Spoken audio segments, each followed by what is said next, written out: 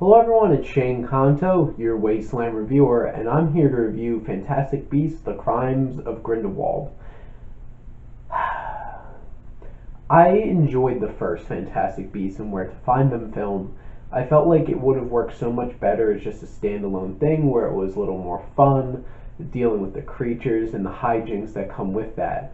And the fact that they are trying to really build this franchise into Dumbledore versus Grindelwald, but then look, there's Newt Scamander. I was not the hugest fan of that, and that's where the film lacked for me in the previous film.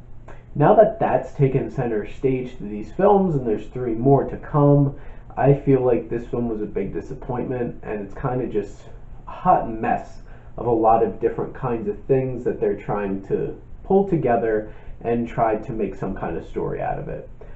This is directed by David Yates, and the screenplay is written by J.K. Rowling. And there's a huge cast of people in this film, and David Yates, I think, has trouble balancing all the different things going on in this story and telling the story in an engaging way, because it's just, let's see what we can throw out there to catch people's attention, and maybe some of it will stick. Some of the action sequences are not really impressive. And like there's an opening sequence, like an escape from prison with Grindelwald, and you can barely see half the stuff going on, and that was frustrating. But in other sequences, it is thrilling, and there's moments where there is true emotion, and there's some good use of like flashbacks for storytelling purposes. I'll get into the point of, is that necessary for this film, those flashbacks and story points, when I talk about the screenplay. But in general, Yates' direction, it kind of feels tired. There isn't a whole lot of spark and magic to it. The irony is, this is all about magic, and I feel like something has been lost since he finished up with like the last couple of Harry Potter films, and it's kind of lacking what made them special to begin with. And those films matured until Yates got them to the point where he was at a more mature, darker stage of Harry Potter.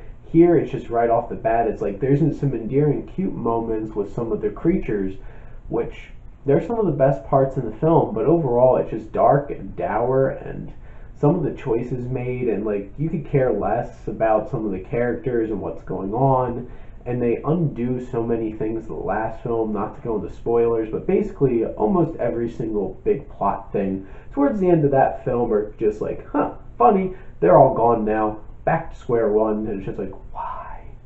And in terms of, you don't really get sparks between certain relationships that you're supposed to, and then with the story, it's very thin. It's just like, we're trying to get to Credence, because Credence is back, surprise, and so much stuff is going on. There's so many subplots, so many of them make some horrible choices for some of the beloved characters in the first film. They ruin Queenie. She was so cute and endearing in the first one, they just throw it out. And Catherine Waterston's character in this film too, her sister Tina, is just, why is she there? She doesn't even look like she wants to be there. There's no spark between her and Eddie Redmayne, who's supposed to be pining for her, and that's his main motivation in this film, is to find her.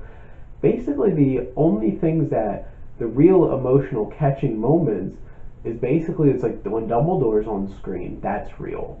And when Newt's interacting with the creatures, you can feel that. You can feel that magic.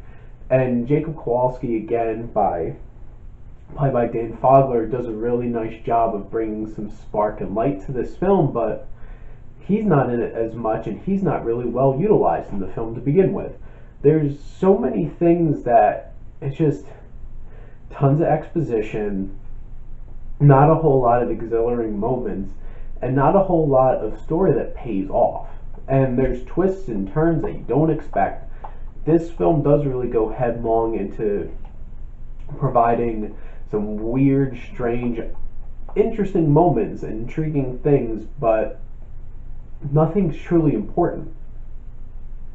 And then you get so many callbacks to Harry Potter things that it's just like, here's the thing, maybe you'll recognize that, maybe you'll recognize that, and it's just kind of like, who cares? Just tell me a story, or show me a story. This is a film, and like motivations for Grindelwald, and he's really bland as an antagonist, and that's really frustrating. You do finally find out like his big plan and his motivations. I'm like, that's actually really intriguing, but it's just so spelled out and obnoxiously put together in front of you.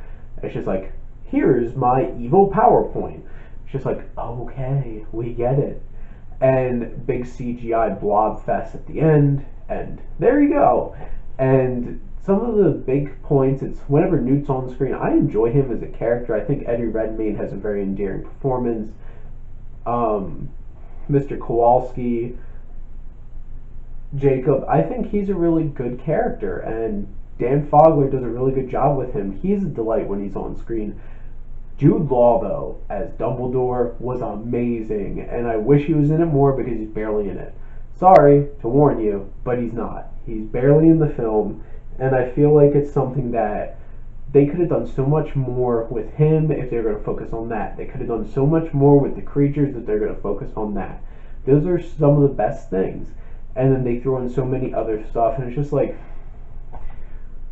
Lita Lestrange is in it, and there's like love triangle and blah blah blah blah blah blah blah. It's just so much crap, and it was just really not that great, and it was disappointing, and like it wasn't like a hard film to watch. You could sit there and get stuff out of it, but after a while you might get bored and just overwhelmed by how much stuff is in it. Don't really recommend this film. It feels like an uncompleted arc of a story. It just kind of feels like we needed to throw something in there before we get to more important things in the 3 other films coming in this franchise. Overall, wouldn't recommend unless you're a die-hard Harry Potter fan. You could get some stuff out of that. But in general, not a big recommendation for me. But thank you as always for supporting your Wasteland reviewer.